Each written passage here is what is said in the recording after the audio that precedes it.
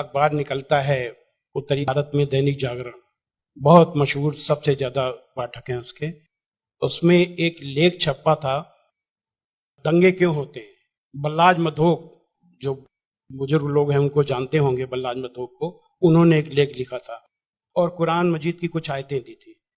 तो वो आयतें देखने के लिए कि क्या वास्तव में सही है कि नहीं, मैं इलाहाबाद में एक दुकान में गया और मौलाना फतेह मोहम्मद खान साहिब जालंधरी और मौलाना अब्दुल पारिक साहब की हिंदी का अनुवाद ले आया और उसमें हमने देखा तो वो कुरान मजीद की वो आयत वैसे ही मौजूद थी। तो मुझे लगा कि ये बात सही है और मैंने किताब लिखी, इस्लामिक आतंकवाद का इतिहास। बाला साहब ठाकरे को बहुत पसंद आई, उन्होंने उसका अंग्रेजी ट्रांसलेशन कराया, the history of Islamic terrorism के नाम से। बाद में एक सज्जन ने, अब मैं वहां आ रहा हूं कि मेरा सोच कैसे बदला।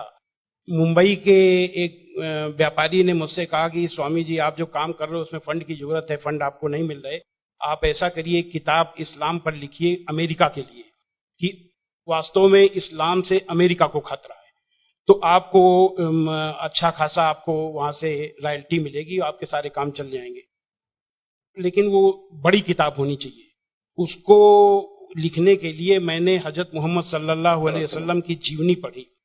जब जीवनी पढ़ी तो जो कुरान मजीद की आयतों को मैंने आतंकवाद से जोड़ा था कि इन आयतों की वजह से आतंकवादी बनते हैं, लेकिन जीवनी पढ़ने के बाद मुझे लगा कि ये आयतें आतंकवाद को रोकने के लिए हैं, आतंकवादियों को, सुभान अल्लाह, क्योंकि उनमें जो युद्ध का आदेश था वो आतंकवाद और आतंकवादियों के विरुद्ध था। तो मुझे लगा कि मुझसे बहुत बड़ी गलती हो गई, एक धर्माचार्य से ऐसी गलती नहीं होनी चाहिए। और वो गलती क्यों हुई? वो गलती का जिम्मेदार मैं नहीं था, उस गलती का जिम्मेदार अनुवाद करने वाला था, जिसने ये नहीं बताया कि आयत का मतलब कैसे समझें। किसी भी, हम यहाँ जो गैर मुस्लिम भाई होंगे उनको मैं बताऊं कि आयत का मतलब समझने के लिए जरूरी है कि आयत क्यों और किन परिस्थितियों में आई। ये जब जानेंगे तभी सही अर्थ मालूम होगा। तो ये जानने के बाद मैंने एक दूसरी किताब लिखी, इस्लाम आतंक या आदर्श, यानी इस्लाम में आतंक नहीं, आदर्श ही आदर्श है। और इसका हम दूसरा उदाहरण और हम दे रहे हैं क्योंकि हमने एक दूसरी किताब भी लिखी है।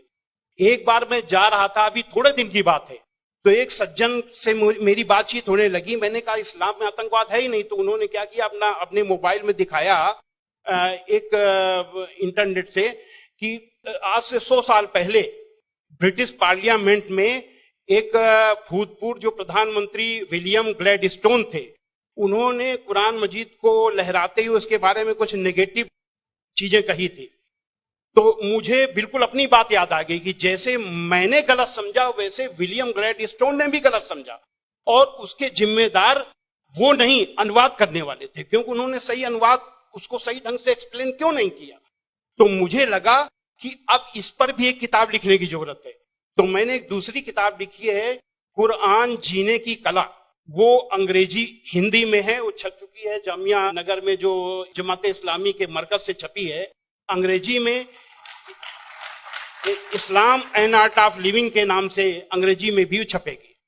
अब इन सारी चीजों जो मैंने इस्लाम को देखा, कुरान को देखा, उसके हिसाब से मैं एक छोटे से निष्कर्ष पे पहुंचा कि इंसान में इंसानियत लाने के तरीके का नाम इस्लाम है।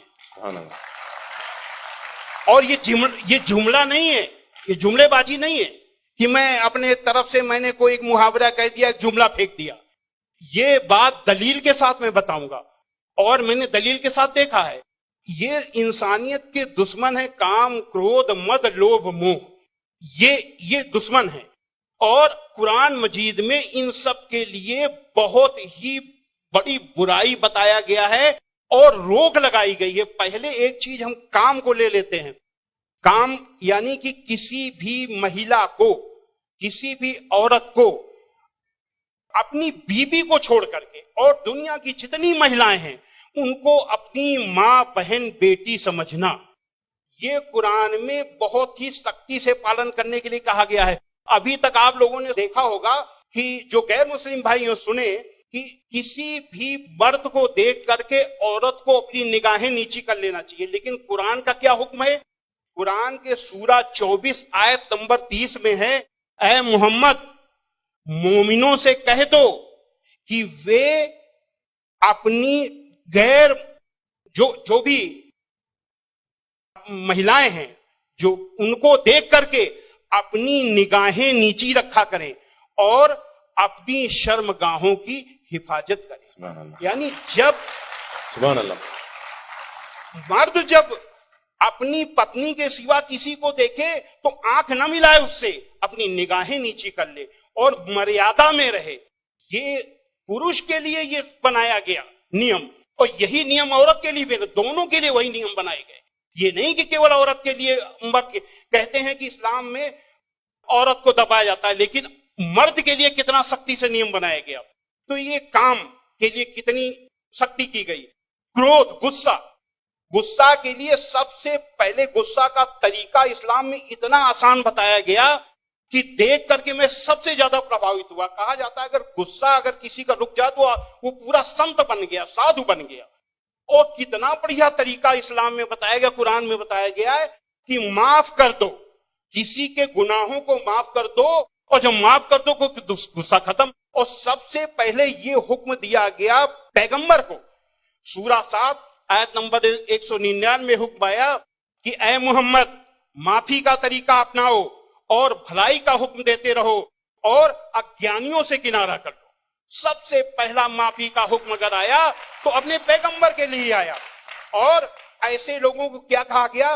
सूरा 3 आयत नंबर 134 में अल्लाह का हुक्म है कि जो लोग तंगी और खुशहाली की हर हालत में अच्छे से अच्छा काम करते हैं और गुस्से को रोकते हैं और लोगों के गुनाहों को माफ करते हैं, तो अल्लाह ऐसे लोगों को पसंद करता है जो ऐसे अच्छा से अच्छा काम करते हैं।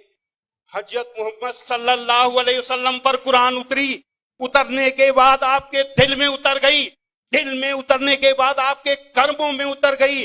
आपके एक एक कर्म कुरान में अल्लाह के हुक्म के अनुसार हुआ करते थे। आपने पहले खुद अपने आचरण में लिया, अपने अखलाक में लिया, तब दूसरों को बताया। फतेह मक्का के दिन वो अबू सुफियान जो आपके खिलाफ मक्का की एक एक लड़ाई में आपका के खिलाफ नेतृत्व करते थे, जब वो सामने पड़े फतेह मक्का के दिन, तो हजरत मोहम्मद सल्लल्लाहु अलैहि वसल्लम ने कहा कि आज अबू सुफियान को माफी, और जो अबू सुफियान के घर में दाखिल हो जाए उसे भी माफी। आज जो अपने घर के दरवाजे बंद कर ले उसे माफी, जो मस्जिद में चला जाए उसे भी माफी। अब आप सोचिए, जिस मक्का में कदम कदम पे आपका विरोध था, कदम कदम पे आपके रास्ते पे रोड़े अटकाए गए, और जो 10,000 लोगों की फौज के साथ आप जब पहुंचे तो किसकी हिम्मत थी कि सामने होता? सारे के सारे लोग छिप गए। जब हजरत मोहम्मद सल्लल्लाहु अलैहि वसल्लम ने देखा कि कोई नहीं दिखाई दे रहा, तो बहाना बनाया माफी देने का। ये बहाना क्या बनाया कि जो यहां चला छुप जाए उसे माफी, जो वहां छुप जाए उसे माफी, जो वहां छुप जाए उसे भी माफी। यानी किसी न किसी बहाने सबको माफी, माफी, माफी और माफी।